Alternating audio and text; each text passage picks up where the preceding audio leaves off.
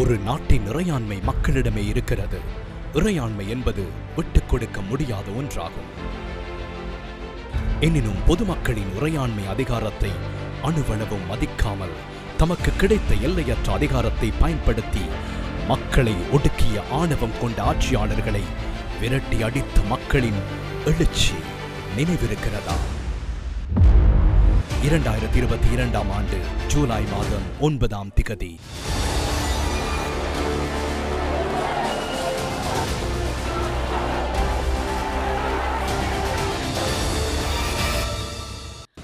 வருடங்களுக்கு முன்னர் அது வெறுமையான ஒரு நாள் மாத்திரமல்ல, மக்களின் சக்தியை புறக்கணித்து மக்களை நசுக்கி துன்புறுத்தி நாட்டை நாளுக்கு நாள் படுகொலியில் தள்ளிய மக்கள் விரோத ஆட்சியாளர்களிடமிருந்து நாட்டை மீட்பதற்காக வார கணக்கில் மக்கள் நடத்திய அமைதியான மக்கள் போராட்டத்தின் இறுதி தருணமே அது.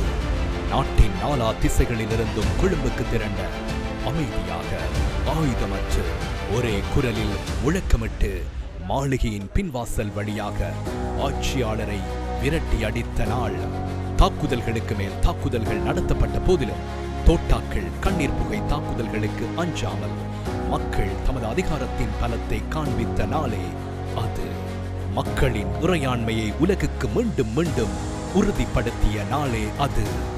இறுதி தருணத்திலும் அதிகாரத்தை விட்டுக் கொடுக்க மனமில்லாத ஆட்சியாளர்கள் மக்களின் இறையாண்மைக்காக குரல் கொடுத்த நியூஸ் ஃபர்ஸ்ட் சிரச ஊடகவியலாளர்கள் 7 பேர் மீது தாக்குதல் நடத்திய நாள்.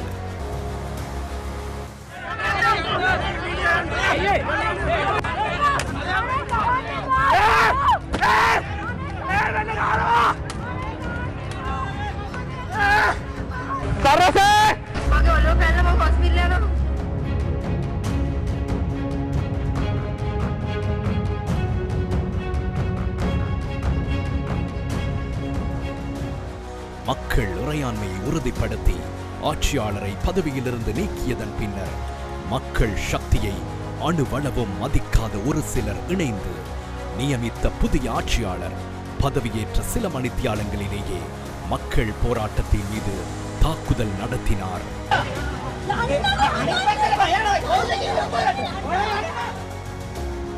ஆனால் இறுதியில் என்ன நேர்ந்தது? மக்களின் இறையாண்மை அதிகாரத்தை ஜனநாயக ரீதியாக காண்பிப்பதற்கு கிடைத்த முதல் சந்தர்ப்பத்திலேயே அமைதியான தேர்தல் ஒன்றின் மூலம் ஆட்சியாளர்கள் அனைவரையும் விரட்டி அடித்து ஒரு புதிய அரசியல் சக்தியை ஆட்சியில் அமர்த்தினார்கள். நியூஸ் ஃபர்ஸ்ட் மற்றும் சக்தி ஊடகமான நாம் எப்போதும் மக்களின் இறையாண்மை அதிகாரத்தை பாதுகாப்பதற்காகவே மக்களுடன் நிற்கின்றோம்.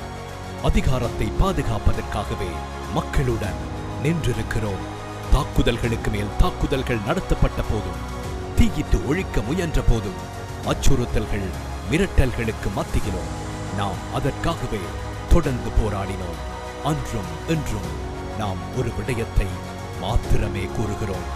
The power of the people is greater than the people in power. அதிகாரத்தில் உள்ளவர்களை விட மக்களின் சக்தியே வலிமையானது என்பதை மாத்திரம் நினைவில் கொள்ளுங்கள்.